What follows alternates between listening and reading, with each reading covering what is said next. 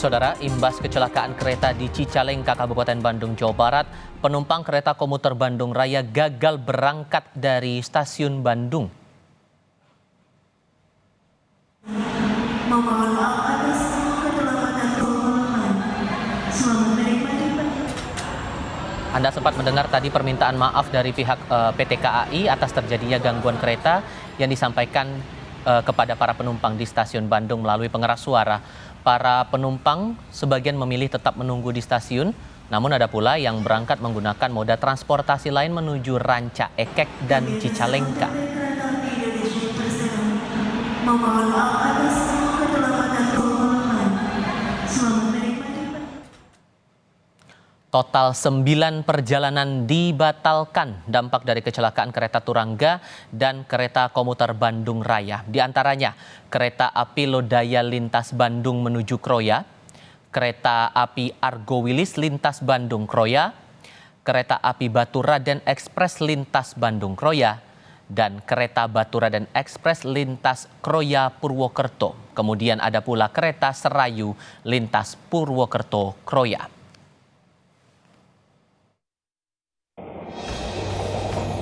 Tabrakan kereta Turangga dengan kereta Bandung Raya sempat terekam kamera pengawas milik warga. Terlihat kereta Turangga dari arah timur berhenti tiba-tiba dan bertabrakan dengan kereta Bandung Raya.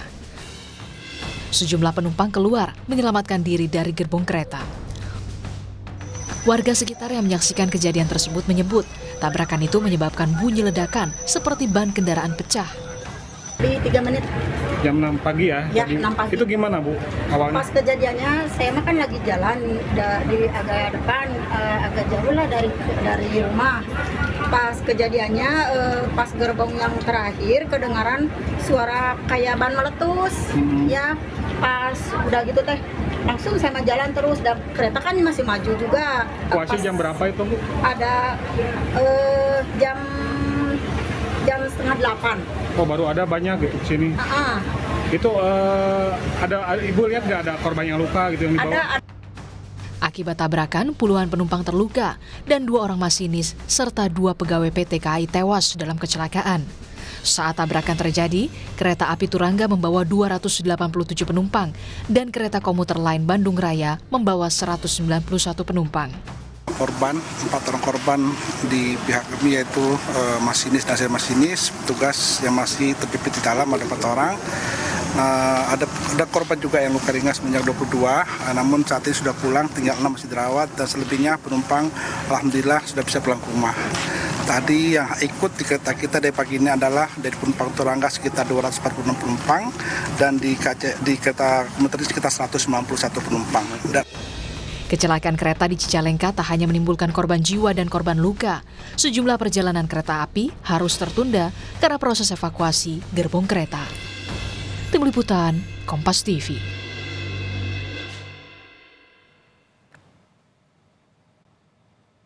PT Kereta Api Indonesia bersama Komite Nasional Keselamatan Transportasi akan menginvestigasi penyebab kecelakaan kereta di Cicalengka, Kabupaten Bandung, Jawa Barat antara 2 kereta yang bertabrakan, yakni kereta jarak jauh Turangga dan kereta lokal Bandung Raya. Diketahui 2 kereta berada di satu jalur yang sama dengan posisi saling berhadapan. Kami diskusikan bersama dengan para narasumber. Bergabung via sambungan dalam jaringan Aditya Dwi Laksana dari Masyarakat Transportasi Indonesia dan salah satu penumpang kereta yang selamat dalam insiden itu, Heri Aliudin. Selamat sore.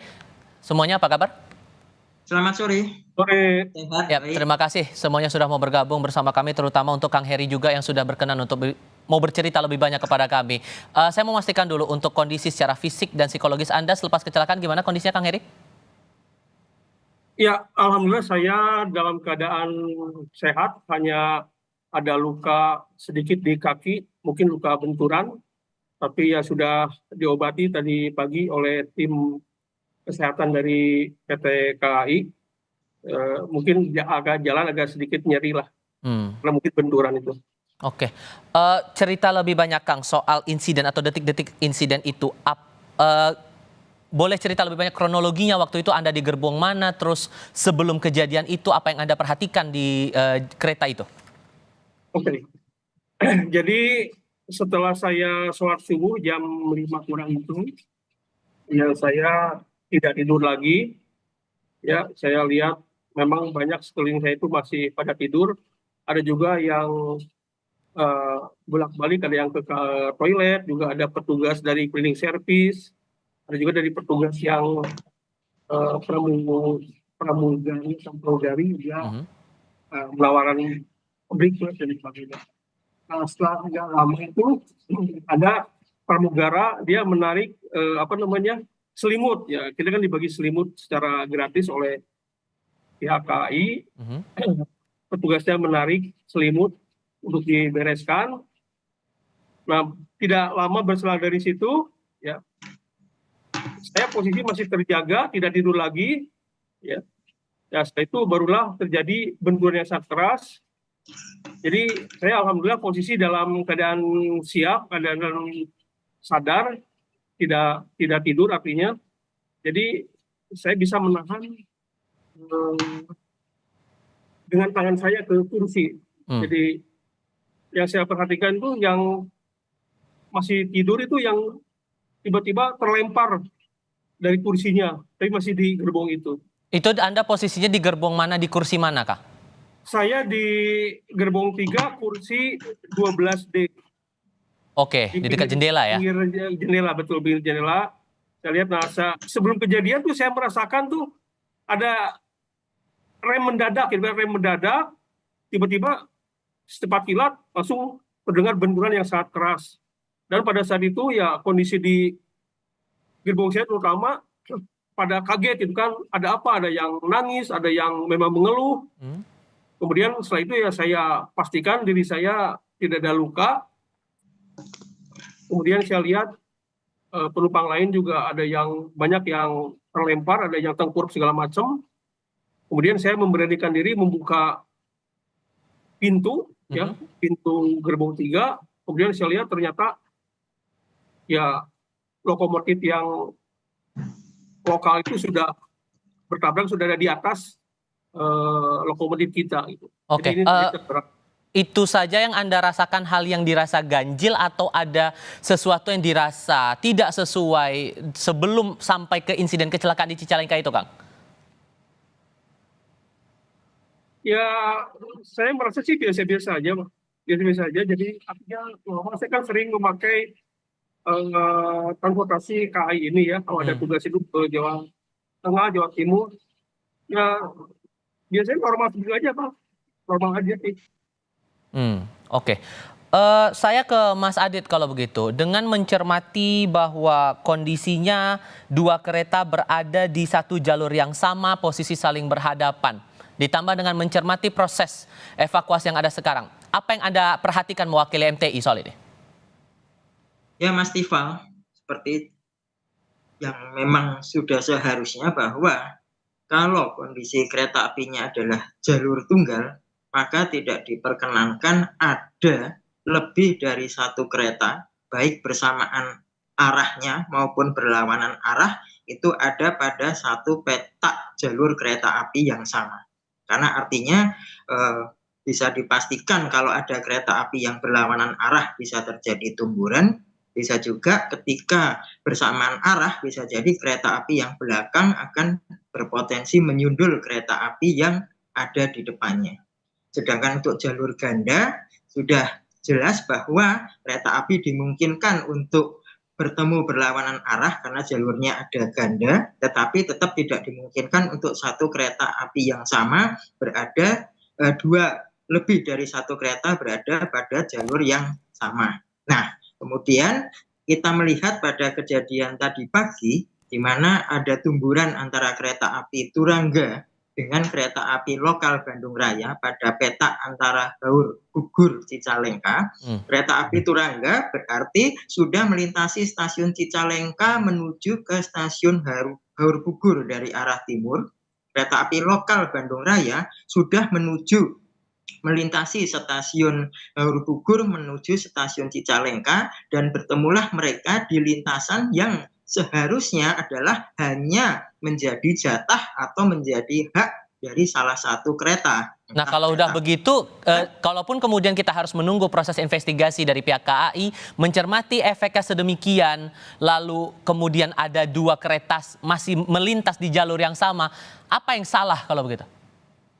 Pertama, berarti ada suatu prosedur operasional kereta api yang tidak dipatuhi, karena baik dari kereta api Turangga maupun dengan kereta api lokal Bandung Raya, salah satu seharusnya menunggu, atau bahasa awamnya adalah mengalah di stasiun terdekat untuk menunggu kereta api lawannya masuk dulu dan bersilang di salah satu stasiun. Berarti di sini satu, ada kemungkinan prosedur pemberangkatan atau perjalanan kereta api atau operasional kereta api yang tidak dipatuhi, entah itu dari sisi pihak kereta apinya ataupun dari sisi pengatur perjalanan kereta api di stasiun. Yang kedua, potensinya adalah mungkin akan ada prasarana persinyalan yang mungkin memang mengalami malfungsi sehingga mungkin tidak bisa beroperasi dengan semestinya. Jadi kalau kita kerucutkan bisa jadi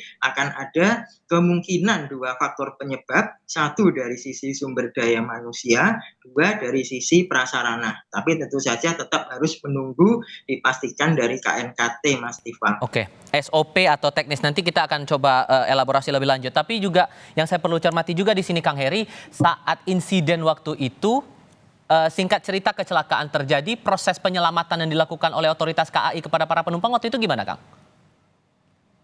Ya, jadi memang pada saat kejadian itu kita rasakan cukup lama karena mungkin memang terkendala akses ke TKP.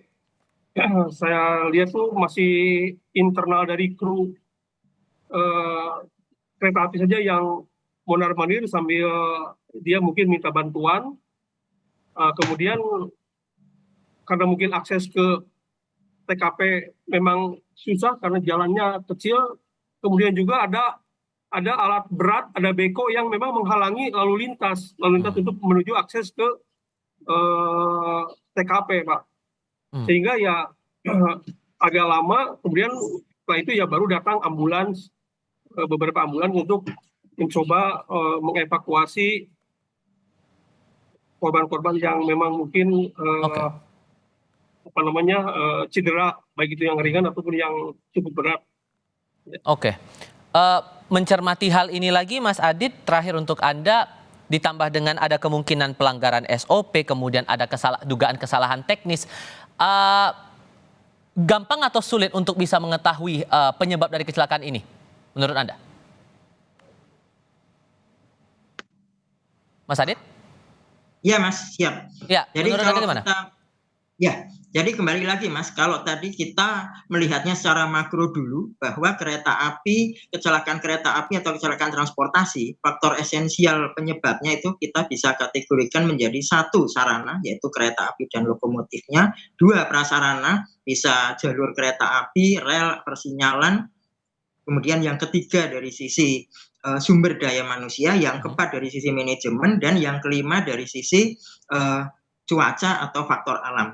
Kita bisa sementara ini mengesampingkan ya, Mas, dari sisi faktor alam misalnya, ataupun juga dari sisi sarana. Nah, karena ini sebetulnya sudah jelas bahwa seharusnya tidak ada 2 kereta yang sama di petak, 2 kereta di petak yang sama. Sehingga kalau mari kita kerucutkan adalah pertama faktor prasarana. Jalur kereta api antara Haur Bogor Cicalengka itu merupakan bagian dari jalur kereta api Bandung Cicalengka atau Kiara Condong Cicalengka yang sedang ada proyek untuk peningkatan menjadi jalur ganda. Dan juga ada proyek persinyalan. Mungkin salah satu faktornya adalah kemungkinan mungkin ada misalnya saja ada faktor prasarana sehingga ada kabel yang entah terpotong, tercabut karena ada proyek di situ. Faktor berikutnya seperti saya sebutkan tadi, berarti ada suatu prosedur yang tidak dijalankan sesuai dengan yang ditentukan sehingga sampai 2 kereta api itu salah satu tidak ditahan